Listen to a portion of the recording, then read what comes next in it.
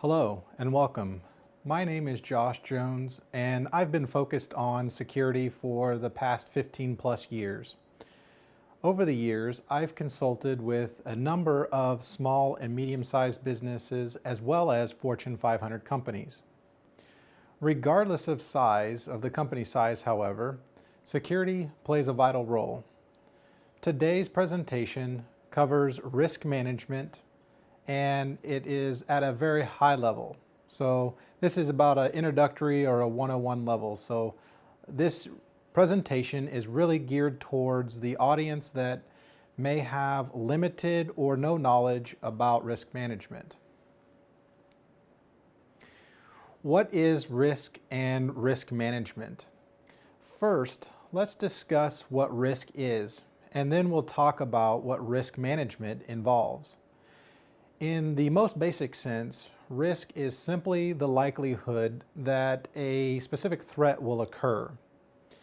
In order to manage risk, we need to understand what is involved. And at a high level, risk management involves the following. We need to understand what risks are present before we can put protective controls into place. This process is known as risk identification. Once we know what risks are present, we can then determine the business impact and then place risks into category. So this is the classification stage after you get done with the assessment of it. The process oftentimes when you're assessing and putting risk classifications, it oftentimes categorizes those risks into low, medium, or high value. And that means what is the likelihood of a risk occurring and what is the business impact. So again, the measurement could be low, medium, or high, or some other security experts might make the measurement in a numerical value. So for example, it might be a 1 to 10 value, 1 being the lowest business impact or the least likely to happen, 10 being the highest business impact or the most likely a threat is likely to occur. Regardless, after we know what risks exist and what the level of business impact is, we can then create a strategy. And the strategy defines us, or it tells us, how do we deal with those risks? It's important, let me back up here. It's important to understand that there are always going to be risks. The overall goal in risk management, however, is to simply reduce or mitigate the risk and then control it, or control the exposure. So what are some good examples of risks? Let's take a quick look at some of the examples listed on here on the chart. These risks could very well impact business. And let me explain that this table has several types of risks ranging from human to technical risks. And of course, there are, obviously different categories of risks that are outside of this chart. This is just a representation of what you might find, just to give you an example. So let's discuss why risk management is important. It's important to understand why risk management is a crucial part of business. Among many things, risk management helps avoid litigation. For example, litigation may arise from a breach or exposure from a certain risk. Let's use a corporate retailer as an example. A major retail company has been compromised. The breach exposed numerous customer information and other personally identifiable information. As a result, a class action lawsuit was set into motion, claiming that the major retailer didn't adequately protect customer information. In another example, let's take a hurricane for example. A hurricane was so significant that it caused widespread business outages. And as a direct result of those outages, the business continued to lose revenue. Anytime that you have an event that negatively impacts the business, consumers and the general public may view the company in a negative way. For example, in the case that we used earlier, where the major retail company was compromised, consumers may now have a fear and avoid doing future business with the retail company.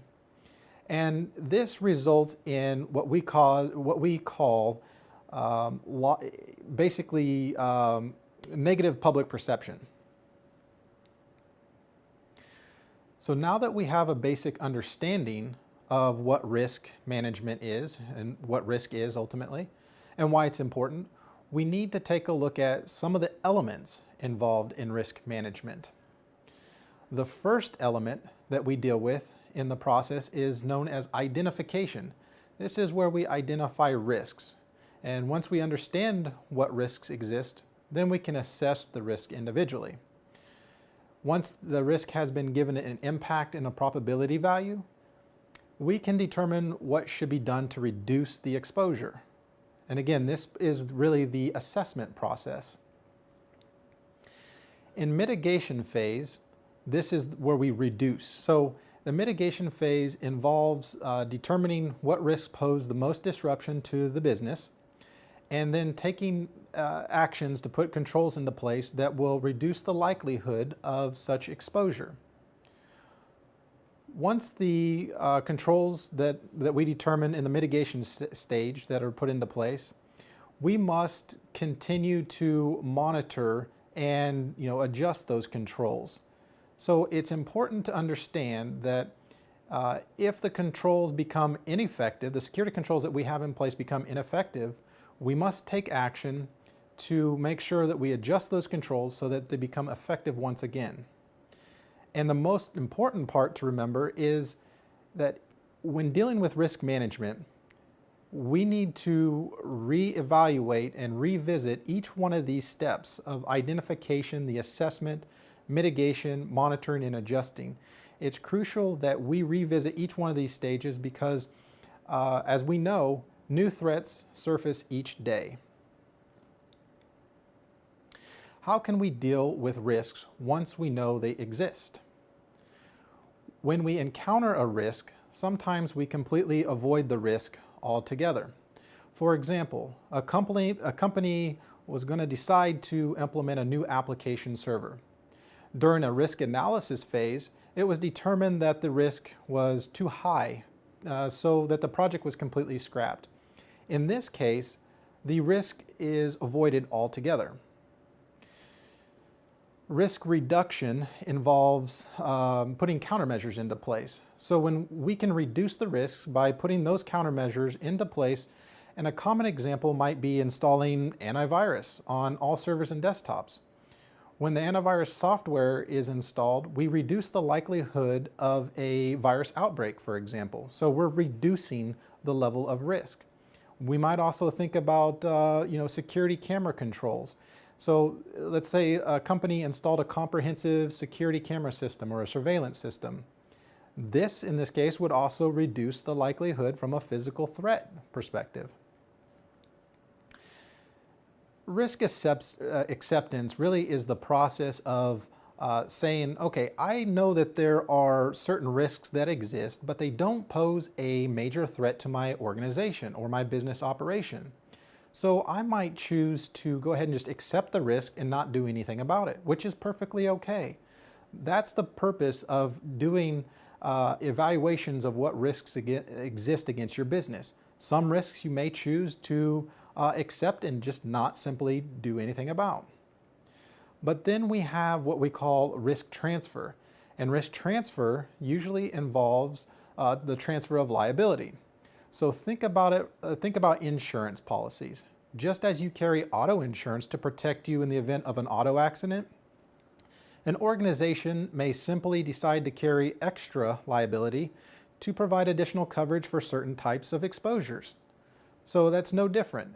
What we're doing in this step is we're transferring the risk and the liability from the company to the third-party insurance provider in this case. Any effective risk management program should include a risk assessment. Let's discuss some of the benefits of a risk assessment. Risk assessments help analyze the business process that is currently in place. Also takes a look at what policies, what procedures you have in place as a business. The assessment will identify, what is most critical to the business. In other words, the assessment helps us clearly identify what assets are the most critical to the success of the overall business. And assets could be any number of things. For example, some businesses state that people are the most important asset.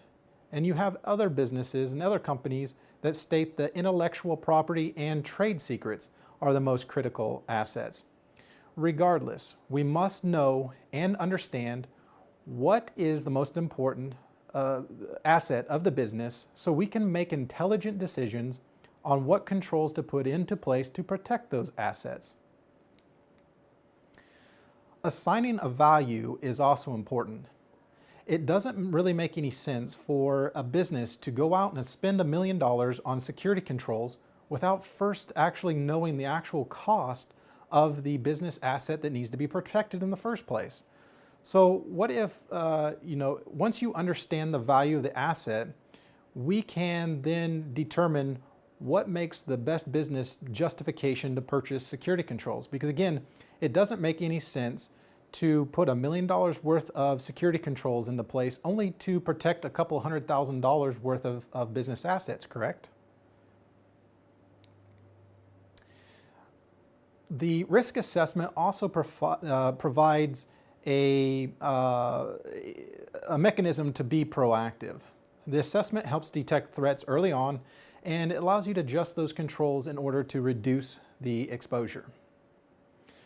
The assessment provides a comprehensive plan as well, and it talks about what is the impact of the business. So again, we were talking about earlier that you might have your risks in categories, and you have it broken out to be low, medium, or high, or a numerical system with 1 through 10, and what's the likelihood of those risks. That's where you're assessing the impact of the risk. And then finally, the risk assessment is going to be a report that includes tactical and strategical recommendations of what you can put into place or improve your processes, procedures, and other plans and vulnerabilities, how you can detect those. So again, it's a comprehensive and tactical, provides tactical recommendations. Think about it as a blueprint of how do you provide better security within your organization. So in conclusion, risk management helps you identify, manage, and ultimately control risks. It helps you reduce the exposure once you understand what risks exist. Risk management helps your company be more proactive. Again, reducing exposure, being more proactive. And the most critical thing that I would like to leave you with today is that this is an ongoing effort. The risk management program that you have in place or that you're going to put into place should be reviewed continually. So those steps that we talked about and discussed earlier in the presentation, it is an ongoing effort, and you must review those for your program to be effective. So that concludes the presentation, and I want to personally thank everybody for their time, and I wish you good luck in the future.